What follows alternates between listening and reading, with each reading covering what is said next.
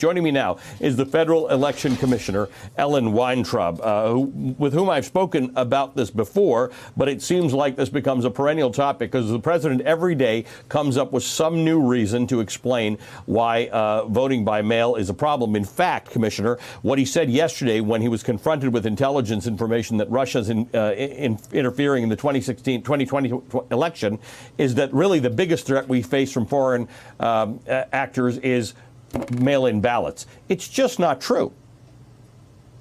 No, there's no basis for concern that foreign governments are going to somehow infiltrate our mail-in ballot system. And by the way, one advantage of mail-in ballots is that paper can't be hacked. So once you mail in your ballot or drop it off at a safe drop box at your local election board, that paper is there, it's countable, it's recountable, and the ballots themselves, they are on specific paper. They have a lot of information on them that would be almost impossible for a foreign government to assemble, and there are tracking mechanisms for the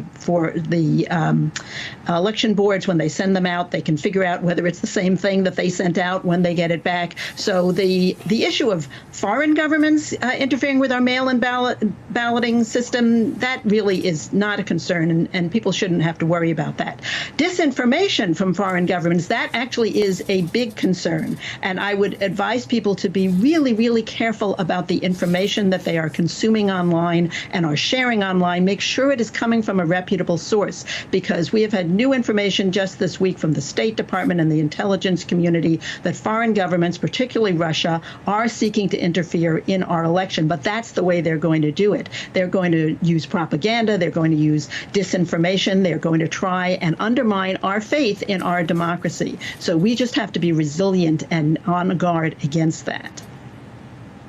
I want to talk about the Postal Service. I saw an article in Vox that said, "What's wrong with the mail?" And it says, "The facts leave us with a very curious situation. The Postal Service is seriously struggling, but it's never been more important. It's critical to get prescriptions to the homes of people during a pandemic and to deliver ballots to state election boards. It's even prized by huge corporations like Amazon, who could easily give their money to a competing private company, but would rather work with the Postal Service. At the same time, President Trump seems to disdain the agency, and the new Postmaster General seems to be doing more harm than good." The article goes on to talk about the fact that there's unsorted mail sitting in postal stations. There's a delay sometimes of a couple of days. You may have noticed this if you're using the mail. They've decided to stop paying overtime. A lot of postal workers are off because of coronavirus, and it might read like a bit of a deliberate effort by the Trump-appointed Postmaster General to slow the whole system down enough, because a couple days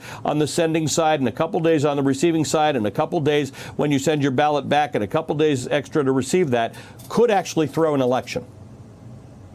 Well, we have seen difficulties with this in the primaries. We saw this in Wisconsin. We saw this in Georgia, where people requested the ballots and did not get them in time. And that was in part because the local election boards were overwhelmed by the huge increase in requests for mail-in ballots. But it was also a mail problem. Things got delayed in the mail. So my biggest recommendation to everyone is, however you are planning on voting, whether you're planning on voting in person, whether you're planning on voting by mail, do it early. Request if you're going to do it by mail, request it at the first opportunity and fill out your ballot. Make sure you're reading the instructions properly. You sign in all the right places, and either mail it in at the earliest opportunity or drop it off in one of these secure drop boxes that some election boards have.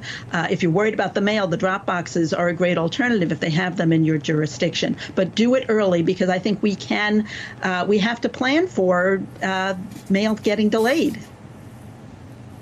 I have to tell you, I don't know where I'll be on Election Day. I'll probably be out reporting somewhere. So I went to get an absentee ballot in New York. And, it's an important forum. You don't want to be dishonest on it. And there was no place. I was traveling, so I was able to put it on there. But there's no place if you're worried about voting because of coronavirus. It's not in the state of New York, certainly, it's not a stated excuse that you can use. And there are 8 states that have said that wouldn't be a valid excuse. What do we do about that? Well, that is a state-by-state matter. And fortunately, I think most states, including most of the swing states, have said that it is an excuse. I think the governor in New York has also said that it's an excuse. I think you're okay, Allie. But most of the states are accepting that as an excuse, including states with Republican governors like New Hampshire and Democratic governors. This is really not a partisan issue. Every citizen ought to be able to vote. Just that simple. You tweeted, I think less than 18 hours ago, I can't be more blunt about this. Mr. President, members of Congress, should you fail to provide the funds America needs for its elections, you will be derelict in your duty to the country. It would be a devastating failure to protect our democracy in a moment of historic needs. You and I talked about this the other day. There are logistical things that some states need to get up to speed for this thing. There are some states, we talked about Colorado the other day, Oregon, who do a fantastic job. They've got this all automated. I think I said to you the other day, it's like ordering a pizza from Domino's. You can see where your ballot is in the system as it's coming to you and as it's going. Not everybody's got that, and it's going to take resources for some states to get to that level of proficiency.